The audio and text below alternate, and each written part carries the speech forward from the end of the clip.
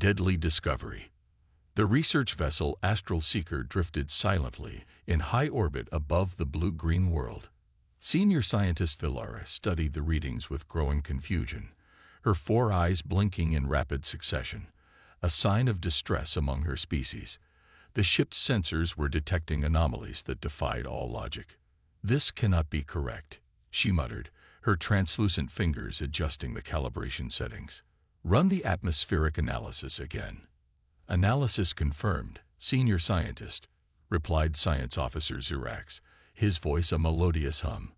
"The atmosphere contains nitrogen, oxygen, but also significant levels of carbon dioxide, methane, sulfur compounds, and persistent organic pollutants. Surface radiation readings exceed safety parameters by 340%. Temperature variations range from -89 to +56 units on our scale." Captain Soren approached the science station, his crystalline exoskeleton catching the light of the nearby star. "Your findings, Villara." "Captain, by all measurable standards, this planet should be classified as hostile to complex life. The atmospheric toxins alone would cause respiratory failure in most known sentient species. The radiation levels would induce cellular breakdown within days. The temperature extremes." She gestured at the display. And yet, the captain prompted. "And yet we're detecting clear signs of advanced civilization. Energy emissions, artificial structures, atmospheric modifications, and communication signals. Billions of them." The bridge fell silent as the implications sank in. The Astral Seeker had been commissioned by the Galactic Survey Authority to catalog potentially habitable worlds in this uncharted sector. Finding a thriving civilization on a planet that their parameters classified as uninhabitable was unprecedented. Could they be artificial life forms? Suggested Navigator Priel. Perhaps mechanical in nature. Zirax shook his head, the motion causing ripples through his gelatinous form. "Negative. Biological signatures are present. Carbon-based life forms. We're detecting complex organic patterns consistent with evolved neural systems." "Impossible," Villara whispered, but the evidence was undeniable. "Captain, request permission to deploy atmospheric probes and surface observation drones." "Granted," Soren said, "but maintain orbital isolation protocols. If these beings can survive in such conditions, we have no idea what other capabilities they might possess." The observation drones descended through the toxic clouds, their sensors collecting data at every altitude. The science team watched in fascination as images of the surface began to form on their displays. "Extraordinary," Zirax exclaimed. "They've constructed artificial environments within the hostile zones. Look at these structures. They are designed to withstand extreme weather conditions, and these appear to be filtration systems for both air and water." The drones captured images of sprawling cities protected by energy fields, massive agricultural complexes, and transportation networks that spanned continents. Most shocking were the images of the inhabitants themselves, bipedal beings that moved with purpose through environments that should have killed them instantly. "They call themselves humans," Villara announced after analyzing intercepted communications. "And this planet is designated Earth in their primary languages." "How long have they existed in these conditions?" Captain Soren asked. "Based on artificial structures and geological alterations, I estimate their industrial civilization has existed for approximately 300 cycles. But what's remarkable is that they evolved naturally in these conditions. Their biological systems are adapted to process oxygen despite contaminants. Their DNA contains repair mechanisms for radiation damage, and their bodies can regulate temperature across extreme variations." The observation continued for days as the science team compiled a comprehensive analysis of human civilization. They'd witnessed humans constructing new habitats in previously uninhabitable zones, extracting resources from toxic environments, and even deliberately entering hazardous areas for what appeared to be recreational purposes. "They don't just tolerate these conditions," Zirax noted with growing amazement. "They challenge them. Look at this group. They're climbing to the top of a mountain where oxygen levels are dangerously low and temperatures drop below freezing. They appear to be doing this voluntarily. And here, Villara added, these humans are swimming in acidic water containing multiple biological hazards. Their protective coverings are minimal at best. Captain Soren studied the data with growing concern. Could their apparent resilience be a threat? If they can survive these conditions, I don't believe domination is their primary motivation, Zirax countered. Their communication patterns suggest a species driven by curiosity and adaptation rather than conquest. They compete with each other, certainly, but they also demonstrate remarkable cooperation when facing environmental challenges. On the 7th day of observation, the ship's sensors detected a massive storm system forming in the planet's atmosphere. Energy readings spiked as lightning discharges of unprecedented magnitude tore through the clouds. Captain, this storm is generating electromagnetic pulses beyond our shielding capacity, warned Chief Engineer Droll. Our systems are experiencing interference. Adjust our orbit to avoid the affected region, Hilrin ordered. Impossible, sir, Navigator Priel responded, her voice tense. The storm is expanding too rapidly. It's unlike anything in our records. The humans appear to be activating additional protective measures around their settlements. The first electromagnetic pulse hit the Astral Seeker with devastating force.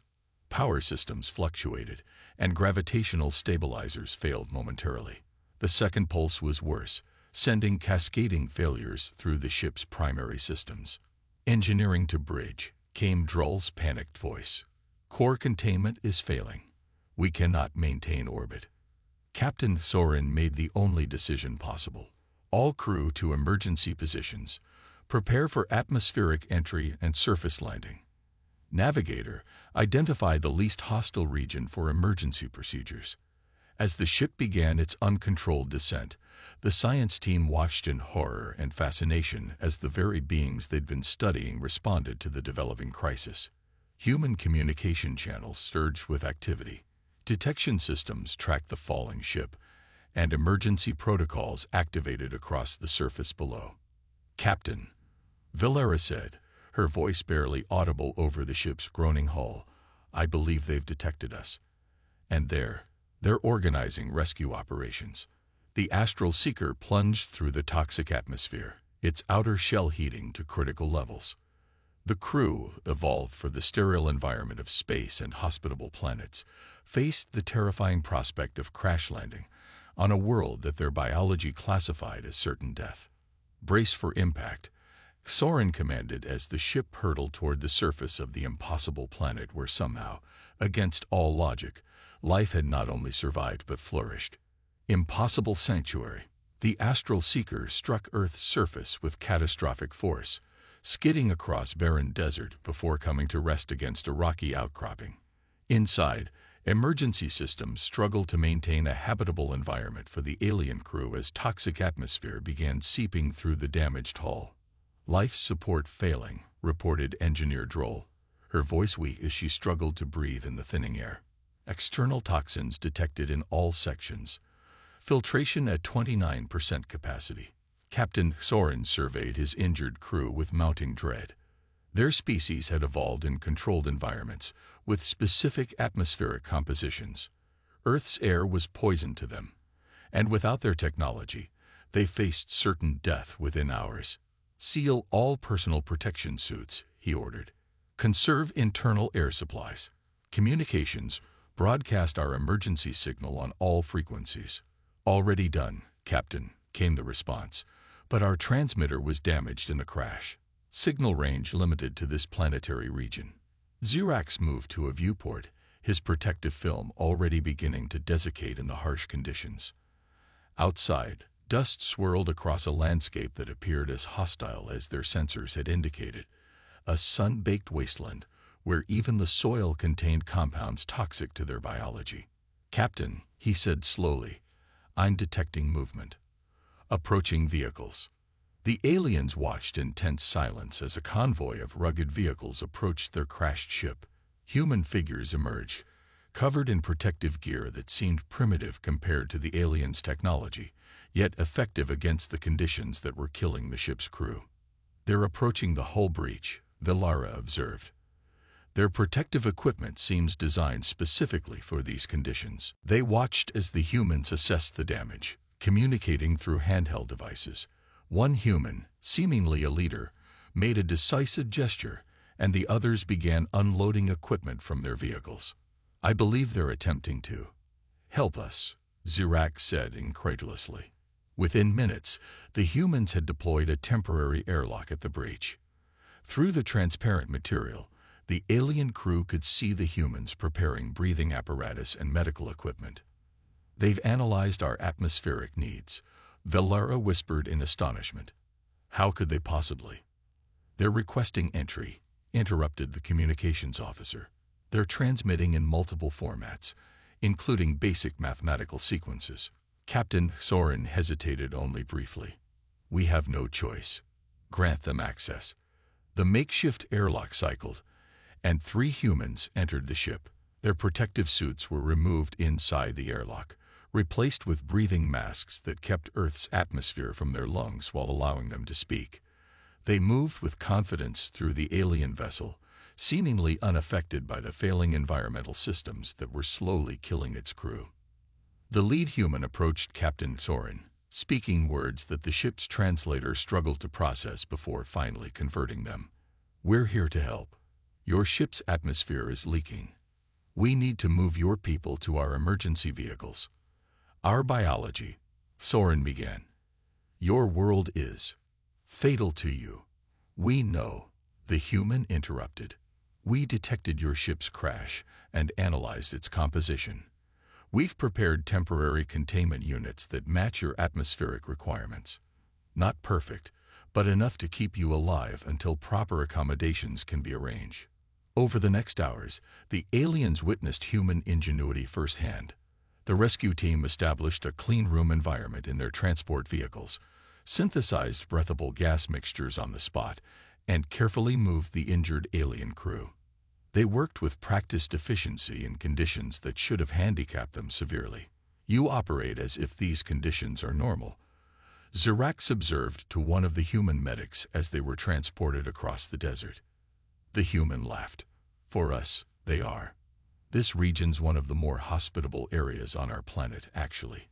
Low radiation, minimal toxic compounds compared to the industrial zones. We've got mining operations just over those hills." "Mining? In these conditions, where else would we mine?" "Resources go where they want, not where it's convenient." The human shrugged. "We adapt." The alien convoy arrived at what the humans called a research outpost, a complex of interconnected structures surrounded by energy fields that regulated the conditions inside. The aliens were transferred to a specially prepared containment facility where the atmosphere was adjusted to match their biological needs. As the alien crew recovered, cultural exchange began. The humans, far from being threatened by the alien presence, displayed insatiable curiosity. Scientists and officials arrived from around the planet, eager to learn about the visitors.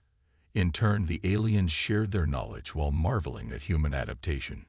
"Your species evolved on this planet?" Villara asked the human researcher assigned to her. "These conditions are natural to you." "Not exactly," the researcher explained. "Our planet has changed dramatically over the centuries.